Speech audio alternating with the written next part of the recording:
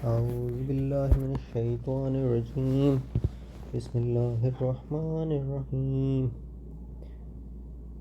اور من جملہ انسان کی طبعی حالتوں کی وہ حالت ہے جو شجاعت سے مشابہ ہوتی ہے، جیسا کہ شیر خوار بچہ بھی اسی قوت کی وجہ سے کبھی آگ میں ہاتھ ڈالنے لگتا ہے، کیونکہ انسان کا بچہ بباعث فطرتی جوہر غلبہ انسانیت کے ڈرانے والے نمونوں سے پہلے کسی چیز سے بھی نہیں ڈرتا۔ اس حالت میں انسان نہایت بے باکی سے شیروں اور دوسرے جنگلی درندوں کا بھی مقابلہ کرتا ہے، اور تنہا مقابلوں کے لیے کئی آدمیوں سے لڑنے کے لیے نکلتا ہے، اور لوگ جانتے ہیں کہ بڑا بہادر ہے، لیکن یہ صرف ایک طبعی حالت ہے کہ اور درندوں میں بھی پیدا ہوتی ہے، بلکہ کتوں میں بھی پائی جاتی ہے، ایسا انسان میں پائی جاتی ہے۔ اور حقیقی شجاعت جو محل اور موقع کے ساتھ خاص ہے، اور جو اخلاق فاضلہ میں سے ایک خلق ہے، وہ ان محل اور موقع کے امور کا نام ہے جن کا ذکر خدا تعالیٰ کے پاک کلام میں اس طرح پر آیا ہے: وَالصَّابِرِينَ فِي الْبَأْسَاءِ وَالضَّرَّاءِ وَحِینَ الْبَأْسِ، سورہ البقرہ۔ اسی طرح سورہ الرعد اور سورہ العمران اور سورہ الانفال کی کچھ آیتیں ہیں، یعنی بہادر وہ ہیں کہ جب لڑائی کا موقع آ پڑے یا ان پر کوئی مصیبت آ پڑے تو بھاگتے نہیں۔ ان کا صبر لڑائی اور سختیوں کے وقت خدا کی رضامندی کے لیے ہوتا ہے، اور اس کے چہرہ کے طالب ہوتے ہیں، نہ کہ بہادری دکھلانے کے۔ ان کو ڈرایا جاتا ہے کہ لوگ تمہیں سزا دینے کے لیے اتفاق کر گئے ہیں، سو تم لوگوں سے ڈرو۔ بس ڈرانے سے اور بھی ان کا ایمان بڑھتا ہے، اور وہ کہتے ہیں کہ خدا ہمیں کافی ہے۔ یعنی ان کی شجاعت کتوں اور درندوں کی طرح نہیں ہوتی، جو صرف طبعی جوش پر مبنی ہے، جس کا ایک ہی پہلو پر میل ہو، بلکہ ان کی شجاعت دو پہلو رکھتی ہے۔ کبھی تو وہ اپنی ذاتی شجاعت سے اپنے نفس کے جذبات کا مقابلہ کرتے ہیں اور اس پر غالب آتے ہیں، اور کبھی جب دیکھتے ہیں کہ دشمن کا مقابلہ قرین مصلحت ہے تو نہ صرف جوش نفس سے بلکہ سچائی کی مدد کے لیے دشمن کا مقابلہ کرتے ہیں، مگر نہ اپنے نفس پر بھروسہ کر کے بلکہ خدا پر بھروسہ کر کے بہادری دکھاتے ہیں۔ اور ان کی شجاعت میں ریاکاری اور خود بینی نہیں ہوتی، اور نہ نفس کی پیروی، بلکہ ہر ایک پہلو سے خدا کی رضا مقدم ہوتی ہے۔ ان آیات میں یہ سمجھایا گیا ہے کہ حقیقی شجاعت کی جڑ صبر اور ثابت قدمی ہے، اور ہر ایک جذبہ نفسانی یا بلا جو دشمنوں کی طرح حملہ کرے، اس کے مقابلہ پر ثابت قدم رہنا اور بزدل ہو کر بھاگ نہ جانا، یہی شجاعت ہے۔ سو انسانی شجاعت اور ایک درندہ کی شجاعت میں بڑا فرق ہے۔ درندہ ایک ہی پہلو پر جوش اور غضب سے کام لیتا ہے، اور انسان جو حقیقی شجاعت رکھتا ہے وہ مقابلہ اور ترک مقابلہ میں جو کچھ قرین مصلحت ہو وہ اختیار کر لیتا ہے۔ سچائی اور من جملہ انسان کی طبعی حالتوں کے جو اس کی فطرت کا خاتمہ ہے، سچائی ہے۔ انسان جب تک کوئی غرض نفسانی اس کے محرک نہ ہو جھوٹ بولنا نہیں چاہتا، اور جھوٹ کے اختیار کرنے میں ایک طرح کی نفرت اور قبض اپنے دل میں پاتا ہے۔ اسی وجہ سے جس شخص کا صریح جھوٹ ثابت ہو جائے اس سے ناخوش ہوتا ہے اور اس کو تحقیر کی نظر سے دیکھتا ہے، لیکن صرف یہی طبعی حالت اخلاق میں داخل نہیں ہو سکتی، بلکہ بچے اور دیوانے بھی اس کے پابند رہ سکتے ہیں۔ سو اصل حقیقت یہ ہے کہ جب تک انسان ان نفسانی اغراض سے علیحدہ نہ ہو جو راست گوئی سے روک دیتی ہیں، تب تک حقیقی طور پر راست گو نہیں ٹھہر سکتا، کیونکہ اگر انسان صرف ایسی باتوں میں سچ بولے جن میں سے اس کا چندہ حرج نہیں، اور اپنی عزت یا مال یا جان کے نقصان کے وقت جھوٹ بول جائے اور سچ بولنے سے خاموش رہے، تو اس کو دیوانوں اور بچوں پر کیا فوقیت ہے؟ کیا پاگل اور نابالغ لڑکے بھی ایسا سچ نہیں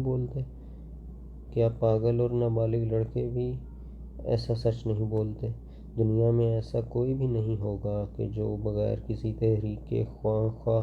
جھوٹ بولے۔ بس ایسا سچ جو کسی نقصان کے وقت چھوڑا جائے حقیقی اخلاق میں ہرگز داخل نہیں ہوگا۔ سچ کے بولنے کا بڑا بھاری محل اور موقع وہی ہے جس میں اپنی جان یا مال یا آبرو کا اندیشہ ہو۔ اس میں خدا کی یہ تعلیم ہے۔ کچھ آیات ہیں سورہ الحج کی، سورہ بقرہ کی، سورہ النساء کی، سورہ المائدہ کی، سورہ احزاب کی، سورہ العصر کی اور سورہ الفرقان کی۔ ترجمہ: بتوں کی پرستش اور جھوٹ بولنے سے پرہیز کرو، یعنی جھوٹ بھی ایک بت ہے جس پر بھروسہ کرنے والا خدا کا بھروسہ چھوڑ دیتا ہے۔ جھوٹ بولنے سے خدا بھی ہاتھ سے جاتا ہے۔ اور پھر فرمایا کہ جب سچی گواہی کے لیے بلائے جاؤ تو جاننے سے انکار مت کرو اور سچی گواہی کو مت چھپاؤ، اور جو چھپائے گا اس کا دل گناہ گار ہے۔ اور جب تم بولو تو وہی بات منہ پر لاؤ جو سراسر سچ اور عدالت کی بات ہے۔ اگرچہ تم اپنے کسی قریبی پر گواہی دو، حق اور انصاف پر قائم ہو جاؤ، اور چاہیے کہ ہر ایک گواہی تمہاری خدا کے لیے ہو۔ جھوٹ مت بولو اگرچہ سچ بولنے سے تمہاری جانوں کو نقصان پہنچے یا اس سے تمہارے ماں باپ کو ضرر پہنچے، اور قریبوں کو جیسے بیٹے وغیرہ کو۔ اور چاہیے کہ کسی کی دشمنی تمہیں سچی گواہی سے نہ روکے۔ سچے مرد اور سچی عورتیں بڑے بڑے اجر پائیں گے۔ ان کی عادت ہے کہ اوروں کو بھی سچ کی نصیحت دیتے ہیں اور جھوٹوں کی مجلسوں میں نہیں بیٹھتے۔ صبر من جملہ انسان کے طبعی امور کے ایک صبر ہے جو اس کو ان مصیبتوں اور بیماریوں اور دکھوں پر کرنا پڑتا ہے جو اس پر ہمیشہ پڑتے ہیں، اور انسان بہت سے سیاپے اور جزا و فضا کے بعد صبر اختیار کرتا ہے۔ لیکن جاننا چاہیے کہ خدا تعالیٰ کی پاک کتاب کی روح سے وہ صبر اخلاق میں داخل نہیں ہے، بلکہ وہ ایک حالت ہے جو تھک جانے کے بعد ضرورتاً ظاہر ہو جاتی ہے۔ یعنی انسان کی طبعی حالتوں میں سے یہ بھی ایک حالت ہے کہ وہ مصیبت کے ظاہر ہونے کے وقت پہلے روتا، چیختا، سر پیٹتا ہے، آخر بہت سا بخار نکال کر جوش تھم جاتا ہے اور انتہا تک پہنچ کر پیچھے ہٹنا پڑتا ہے۔ بس یہ دونوں حرکتیں طبعی حالتیں ہیں، ان کو خلق سے کچھ تعلق نہیں، بلکہ اس کے متعلق خلق یہ ہے کہ جب کوئی چیز اپنے ہاتھ سے جاتی رہے تو اس چیز کو خدا تعالیٰ کی امانت سمجھ کر کوئی شکایت منہ پر نہ لاوے اور یہ کہے کہ خدا کا تھا، خدا نے لے لیا اور ہم اس کی رضا کے ساتھ راضی ہیں۔ اس خلق کے متعلق خدا تعالیٰ کا پاک کلام قرآن شریف ہمیں یہ تعلیم دیتا ہے: وَلَا نَبْلُوَنَّكُم بِشَيْءٍ مِّنَ الْخَوْفِ وَالْجُوعِ وَنَقْصٍ مِّنَ الْأَمْوَالِ وَالْأَنفُسِ وَالثَّمَرَاتِ وَبَشِّرِ الصَّابِرِينَ الَّذِينَ إِذَا أَصَابَتْهُم مُّصِيبَةٌ قَالُوا إِنَّا لِلَّهِ وَإِنَّا إِلَيْهِ رَاجِعُونَ أُولَٰئِكَ عَلَيْهِمْ صَلَوَاتٌ مِّن رَّبِّهِمْ وَرَحْمَةٌ وَأُولَٰئِكَ هُمُ الْمُهْتَدُونَ۔ سورہ البقرہ۔ یعنی اے مومنو، ہم تمہیں اس طرح پر آزماتے رہیں گے کہ کبھی کوئی خوفناک حالت تم پر طاری ہوگی اور کبھی فکر و فاقہ تمہارے شامل حال ہوگا، اور کبھی تمہارا مالی نقصان ہوگا، اور کبھی جانوں پر آفت آئے گی، اور کبھی اپنی محنتوں میں ناکام رہو گے اور حسب المراد نتیجے کوششوں کے نہیں نکلیں گے، اور کبھی تمہاری پیاری اولاد مرے گی۔ بس ان لوگوں کو خوشخبری ہو کہ جب ان کو کوئی مصیبت پہنچے تو وہ کہتے ہیں کہ ہم خدا کی چیز ہیں اور اس کی امانتیں اور اس کے مملوک ہیں۔ بس حق یہی ہے کہ جس کی امانت ہے اس کی طرف رجوع کرے۔ یہی لوگ ہیں جن پر خدا کی رحمتیں ہیں اور یہی لوگ ہیں جو خدا کی راہ کو پائیں گے۔ غرض اس خلق کا نام صبر اور رضا برضا الہی ہے، اور ایک طور سے اس خلق کا نام عدل بھی ہے، کیونکہ جب کہ خدا تعالیٰ انسان کی تمام زندگی میں اس کی مرضی کے موافق کام کرتا ہے اور نیز ہزارہا باتیں اس کی مرضی کے موافق ظہور میں لاتا ہے، اور انسان کی خواہش کے مطابق اس قدر نعمتیں اس کو دے رکھی ہیں کہ ان کا شمار نہیں کر سکتا، تو پھر یہ شرط انصاف نہیں کہ اگر وہ کبھی اپنی مرضی بھی منوانا چاہے تو انسان منحرف ہو اور اس کی رضا کے ساتھ راضی نہ ہو اور چون و چڑا کرے یا بے دین اور بے راہ ہو جائے۔ ہمدردی خلق اور من جملہ انسان کے طبعی امور کو جو اس کی طبیعت کے لازم حال ہیں۔ ہمدردی خلق کا ایک جوش ہے، قومی حمایت کا جوش بالطبع ہر ایک مذہب کے لوگوں میں پایا جاتا ہے، اور اکثر لوگ طبعی جوش سے اپنے قوم کی ہمدردی کے لیے دوسروں پر ظلم کر دیتے ہیں، گویا انہیں انسان نہیں سمجھتے۔ سو اس حالت کو خلق نہیں کہہ سکتے، یہ فقط ایک طبعی جوش ہے، اور اگر غور سے دیکھا جائے تو یہ طبعی یہ حالت طبعی کووں وغیرہ پرندوں میں بھی پائی جاتی ہے کہ ایک کوے کے مرنے پر ہزارہا کوے جمع ہو جاتے ہیں، لیکن یہ عادت انسانی اخلاق میں اس وقت داخل ہوگی جب کہ یہ ہمدردی، انصاف اور عدل کی رعایت سے محل اور موقع پر ہو۔ اس وقت یہ ایک عظیم الشان خلق ہوگا جس کا نام عربی میں مواساة اور فارسی میں ہمدردی ہے۔ اسی کی طرف اللہ جل شانہ قرآن شریف میں اشارہ فرماتا ہے۔ سورہ النساء کی کچھ آیتیں ہیں، یعنی اپنی قوم کی ہمدردی اور اعانت فقط نیکی کے کاموں میں کرنی چاہیے اور ظلم اور زیادتی کے کاموں میں ان کی اعانت ہرگز نہیں کرنی چاہیے، اور قوم کی ہمدردی میں سرگرم رہو۔ حکومت اور خیانت کرنے والوں کی طرف سے مت جھگڑو جو خیانت کرنے سے باز نہیں آتے۔ اللہ تعالیٰ خیانت پیشہ لوگوں کا دوست نہیں رکھتا۔ ایک برتر ہستی کی تلاش من جملہ انسان کی طبعی حالتوں کو جو اس کی فطرت کو لازم پڑی ہوئی ہیں، ایک اس برتر ہستی کی تلاش ہے جس کے لیے اندر ہی اندر انسان کے دل میں ایک کشش موجود ہے، اور اس تلاش کا اثر اس وقت سے محسوس ہونے لگتا ہے جب کہ بچہ ماں کے پیٹ سے باہر آتا ہے، کیونکہ بچہ پیدا ہوتے ہی پہلے روحانی خاصیت اپنی جو دکھاتا ہے وہ یہی ہے کہ ماں کی طرف جھکا جاتا ہے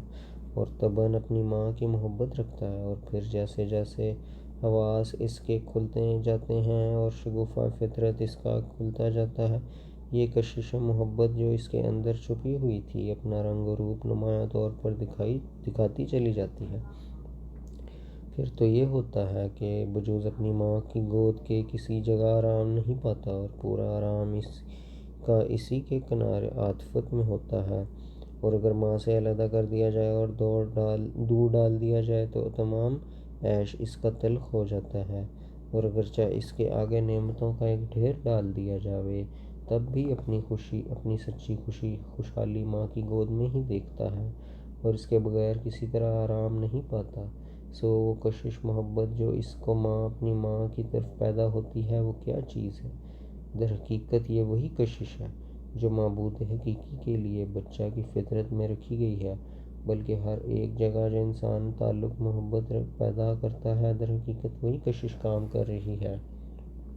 اور ہر ایک جگہ جو یہ عاشقانہ جوش دکھلاتا ہے در حقیقت اسی محبت کا ایک عکس ہے، گویا دوسری چیزوں کو اٹھا کر ایک گمشدہ چیز کی تلاش کر رہا ہے جس کا اب نام بھول گیا ہے۔ سو انسان کا مال یا اولاد یا بیوی سے محبت کرنا یا کسی خوش آواز کے گیت کی طرف اس کی روح کا کھینچے جانا در حقیقت اس گمشدہ محبوب کی تلاش ہے، اور چونکہ انسان اس دقیق ہستی کو جو آگ کی طرح ہر ایک میں مخفی اور سب پر پوشیدہ ہے اپنی جسمانی آنکھوں سے دیکھ نہیں سکتا، اور نہ اپنی تمام عقل سے اس کو پا سکتا ہے، اس لیے اس کی معرفت کے بارے میں انسان کو بڑی بڑی غلطیاں لگی ہیں اور سہوکاریوں سے اس کا حق دوسرے کو دیا گیا ہے۔ خدا نے قرآن شریف میں یہ خوب مثال دی ہے کہ دنیا ایک ایسے شیش محل کی طرح ہے جس کی زمین کا فرش نہایت مصفہ شیشوں سے کیا گیا ہے، اور پھر ان شیشوں کے نیچے پانی چھوڑا گیا ہے جو نہایت تیزی سے چل رہا ہے۔ اب ہر ایک نظر جو شیشوں پر پڑتی ہے وہ اپنی غلطی سے ان شیشوں کو بھی پانی سمجھ لیتی ہے، اور پھر انسان ان شیشوں پر چلنے سے ایسا ڈرتا ہے جیسے کہ پانی سے ڈرنا چاہیے، حالانکہ وہ در حقیقت شیشے ہیں مگر صاف اور شفاف۔ سو یہ بڑے بڑے اجرام جو نظر آتے ہیں جیسے آفتاب اور مہتاب وغیرہ، یہ وہی صاف شیشے ہیں جن کی غلطی سے پرستش کی گئی، اور ان کے نیچے ایک اعلیٰ طاقت کام کر رہی ہے جو ان شیشوں کے پردہ میں پانی کی طرح بڑی تیزی سے چل رہی ہے، اور مخلوق پرستوں کی نظر کی یہ غلطی ہے کہ انہیں شیشوں کی طرف اس کام کو منسوب کر رہے ہیں جو ان کے نیچے کی طاقت دکھلا رہی ہے۔ یہی تفسیر اس آیت کریمہ کی ہے جو اِنَّهُ سَرٌّ تَمَرَّدٌ مِّن قَوَارِیرَ، گرچہ خدا تعالیٰ کی ذات باوجود نہایت روشن ہونے کے پھر بھی نہایت مخفی ہوتی ہے، اس لیے اس کی شناخت کے لیے صرف یہ جسمانی یہ نظام جسمانی جو ہماری نظروں کے سامنے ہے کافی نہ تھا، اور یہی وجہ ہے کہ ایسے نظام پر مدار رکھنے والے کے باوجود یہ کہ اس ترتیب ابلغ اور محکم کو جو سدھا جائبات پر مشتمل ہے نہایت غور کی نظر سے دیکھتے رہے، بلکہ حیت اور طبعی اور فلسفہ میں وہ مہارتیں پیدا کیں کہ گویا زمین و آسمان کے اندر دھس گئے، مگر پھر بھی شکوک اور شبہات کی طریقے سے نجات نہ پا سکے، اور اکثر ان کے طرح طرح کی خطاؤں میں مبتلا ہو گئے اور بہودہ اوہام میں پڑھ کر کہیں کہ کہیں چلے گئے، اور ان کو اس سانے کے وجود کی طرف کچھ خیال بھی آیا تو بس اس قدر کہ اس اعلیٰ اور عمدہ نظام کو دیکھ کر یہ ان کے دل میں پڑا کہ اس عظیم الشان سلسلہ کا جو پرحکمت نظام اپنے ساتھ رکھتا ہے کوئی پیدا کرنے والا ضرور چاہیے، مگر ظاہر ہے کہ یہ خیال نہ تمام اور یہ معرفت ناقص ہے، کیونکہ یہ کہنا کہ اس سلسلہ کے لیے ایک خدا کی ضرورت ہے اس دوسرے کلام سے ہرگز مساوی نہیں کہ وہ خدا در حقیقت ہے بھی، غرض یہ ان کی صرف قیاسی معرفت تھی جو دل کو اطمینان اور سکینت نہیں بخش سکتی، اور نہ شکوک کو بکلی دل پر سے اٹھا سکتی ہے، اور نہ یہ ایسا پیالہ ہے جس سے وہ پیاس معرفت طامہ کی بجھ سکتی ہے جو انسان کی فطرت کو لگائی گئی ہے، بلکہ ایسی معرفت ناقصہ نہایت پر خطر ہوتی ہے، کیونکہ بہت شور ڈالنے کے بعد پھر آخر ہیج اور نتیجہ ندارت ہے۔ غرض جب تک خود خدا تعالیٰ اپنے موجود ہونے کو اپنے کلام سے ظاہر نہ کرے جیسا کہ اس نے اپنے کام سے ظاہر کیا، تب تک صرف کام کا ملاحظہ تسلی بخش نہیں ہے۔ مثلاً اگر ہم ایک ایسی بند کوٹری کو دیکھیں جس میں یہ بات عجیب ہو کہ اندر سے کنڈیاں لگائی گئی ہیں، تو اس فعل سے ہم ضرور اول یہ خیال کریں گے کہ کوئی انسان اندر ہے جس نے اندر سے زنجیر کو لگایا ہے، کیونکہ باہر سے اندر کی زنجیر کو لگانا ممکن نہیں ہے، لیکن جب ایک مدت تک بلکہ برسوں تک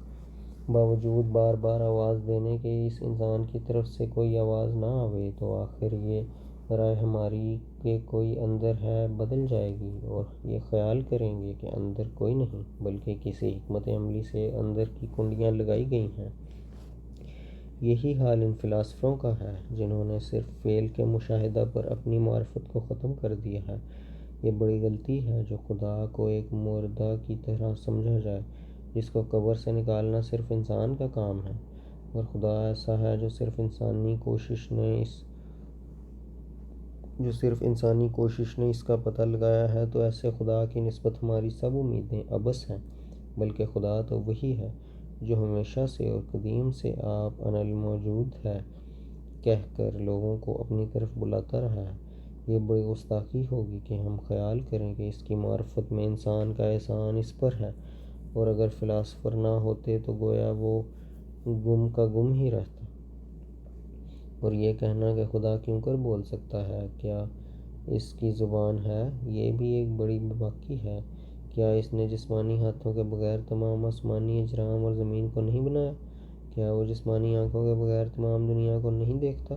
کیا وہ جسمانی کانوں بغیر ہماری آواز نہیں سنتا؟ بس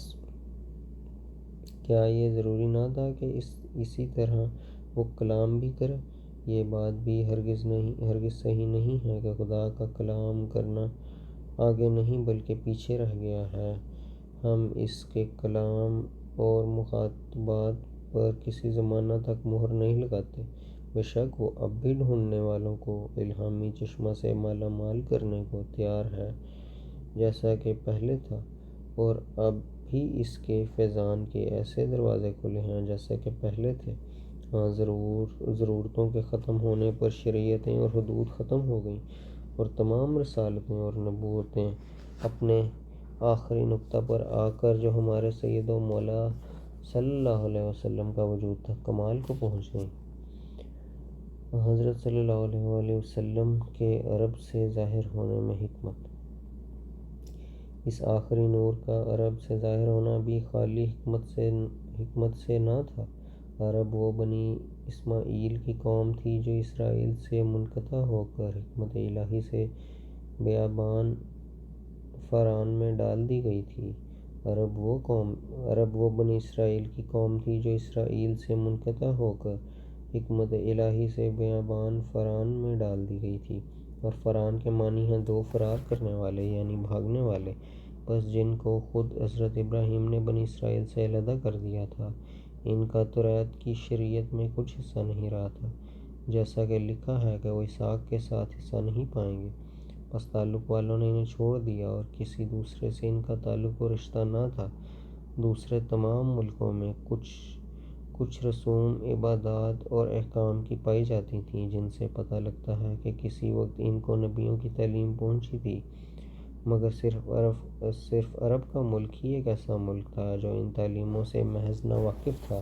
اور تمام جہان سے پیچھے رہا ہوا تھا۔ اس لیے آخر میں اس کی نوبت آئی اور اس کی نبوت عام ٹھہری تا تمام ملکوں کی دوبارہ برکات کا حصہ دیوے اور جو غلطی پڑ گئی تھی اس کو نکال دے۔ بس ایسی کامل کتاب کے بعد کس کتاب کا انتظار کریں جس نے سارا کام انسانی اصلاح کا اپنے ہاتھ میں لے لیا اور پہلی کتابوں کی طرح صرف ایک قوم سے واسطہ نہیں رکھا، بلکہ تمام قوموں کی اصلاح چاہی اور انسانی تربیت کے تمام مراتب بیان فرمائے، وحشیوں کو انسانیت کے آداب سکھائے، پھر انسانی صورت بنانے کے بعد اخلاق فاضلہ کا سبق دیا۔ قرآن کریم کا دنیا پر احسان۔ یہ قرآن نے ہی دنیا پر احسان کیا کہ طبعی حالتوں اور اخلاق فاضلہ میں فرق کر کے دکھلایا، اور جب طبعی حالتوں سے نکال کر اخلاق فاضلہ کے محل عالی تک پہنچایا تو فقط اس پر کفایت نہ کی بلکہ اور مرحلہ جو باقی تھا، یعنی روحانی حالتوں کا مقام، اس تک پہنچنے کے لیے پاک معرفت کے دروازے کھول دیے، اور نہ صرف کھول دیے بلکہ لاکھوں انسانوں کو اس تک پہنچا بھی دیا، اور اس طرح پر تینوں قسم کی تعلیم جس کا میں پہلے ذکر کر چکا ہوں کمال خوبی سے بیان فرمائی۔ بس چونکہ وہ تعلیموں کا جن پر دینی تربیت کی ضرورتوں کا مدار ہے کامل طور پر جامع ہے، اس لیے یہ دعویٰ اس نے کیا کہ میں نے ہی دائرہ دینی تعلیم کو کمال تک پہنچایا، جیسا کہ وہ فرماتا ہے الیوم اکملت لکم دینکم واتممت علیکم نعمتی ورضیت لکم الاسلام دین، یعنی آج میں نے دین تمہارا کامل کیا اور اپنی نعمت کو تم پر پورا کر دیا اور میں تمہارا دین اسلام ٹھہرا کر خوش ہوا۔ یعنی دین کا انتہائی مرتبہ وہ امر ہے جو اسلام کے مفہوم میں پایا جاتا ہے، یعنی یہ کہ محض خدا کے لیے ہو جانا اور اپنی نجات اپنے وجود کی قربانی سے چاہنا اور نہ اور طریق سے، اور اس نیت اور اس ارادہ کو عملی طور پر دکھلا دینا، یہ وہ نقطہ ہے جس پر تمام کمالات ختم ہوتے ہیں۔ بس جس خدا کو حکیموں نے شناخت نہ کیا، قرآن نے اس سچے خدا کا پتہ بتایا۔ قرآن نے خدا کی معرفت عطا کرنے کے لیے دو طریق رکھے ہیں۔ اول وہ طریق جس کی روح سے انسانی عقلی دلائل پیدا کرنے میں بہت قوی اور روشن ہو جاتی ہے اور انسان غلطی کرنے سے بچ جاتا ہے، اور دوسرا روحانی طریق جس کو ہم تیسرے سوال کے جواب میں عنقریب انشاءاللہ تعالی بیان کریں گے۔ دلائل ہستی باری تعالیٰ۔ اب دیکھو کہ عقلی طور پر قرآن شریف نے خدا کی ہستی پر کیا کیا عمدہ اور بے مثل دلائل دی ہیں، جیسا کہ ایک جگہ فرماتا ہے ربنا الذی اعطی کل شیء خلقہ ثم ہدیٰ، یعنی خدا وہ خدا ہے کہ جس نے ہر ایک شے کے مناسب حال اس کو پیدائش بخشی، پھر اس شے کو اپنے کمالات مطلوبہ حاصل کرنے کے لیے راہ دکھلا دی۔ اب اگر اس آیت کا مفہوم پر نظر رکھ کر انسان سے لے کر تمام بحری اور بری جانوروں اور پرندوں کی بناوٹ تک دیکھا جائے تو خدا کی قدرت یاد آتی ہے کہ ہر ایک چیز کی بناوٹ اس کے مناسب حال معلوم ہوتی ہے۔ پڑھنے والے خود سوچ لیں کیونکہ یہ مضمون بہت وسیع ہے۔ دوسری دلیل خدا تعالیٰ کی ہستی پر قرآن شریف نے خدا تعالیٰ کا علت العلل ہونا قرار دی ہے، جیسا کہ وہ فرماتا ہے وَأَنَّ إِلَىٰ رَبِّكَ الْمُنتَهَىٰ، یعنی تمام سلسلہ علل و معلومات کا تیرے رب پر ختم ہو جاتا ہے۔ تفصیل اس دلیل کی یہ ہے کہ نظر تعمق سے معلوم ہوگا کہ یہ تمام موجودات علل و معلول کے سلسلہ سے مربوط ہیں، اور اسی وجہ سے دنیا میں طرح طرح کے علوم پیدا ہو گئے، کیونکہ کوئی حصہ مخلوقات کا نظام سے باہر نہیں، بعض کے لیے بطور اصول اور بعض بطور فروع کے ہیں، اور یہ تو ظاہر ہے کہ علت یا تو خود اپنی ذات سے قائم ہوگی یا اس کا وجود کسی دوسری علت کے وجود پر منحصر ہوگا، اور پھر یہ دوسری علت کسی اور علت پر وَلَهَذَا الْقِيَاسُ، اور یہ تو جائز نہیں کہ اس محدود دنیا میں علل و معلول کا سلسلہ کہیں جا کر ختم نہ ہو اور غیر متناہی ہو، تو اب ضرورت ماننا پڑا کہ یہ سلسلہ ضرور کسی آخری علت پر جا کر ختم ہو جاتا ہے، پس جس پر اس تمام سلسلہ کی انتہا ہے وہی خدا ہے۔ آنکھ کھول کر دیکھ لو کہ آیت وَأَنَّ إِلَىٰ رَبِّكَ الْمُنتَهَىٰ اپنے مختصر لفظوں میں کس طرح اس دلیل مذکورہ بالا کو بیان فرما رہی ہے، جس کی یہ معنی ہے کہ انتہا تمام سلسلہ کے تیرے رب تک ہے۔ پھر ایک اور دلیل اپنی ہستی پر یہ دی جیسا کہ فرماتا ہے لَا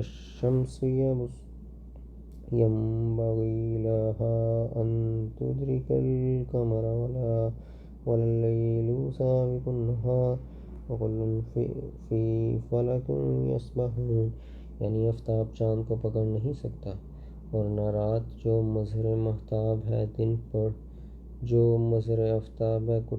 تسلط کر سکتی ہے، یعنی کوئی ان میں سے اپنی حدود مقررہ سے باہر نہیں جاتا۔ اگر ان کا در پردہ کوئی مدبر نہ ہو تو یہ تمام سلسلہ دھرم بھرم ہو جائے۔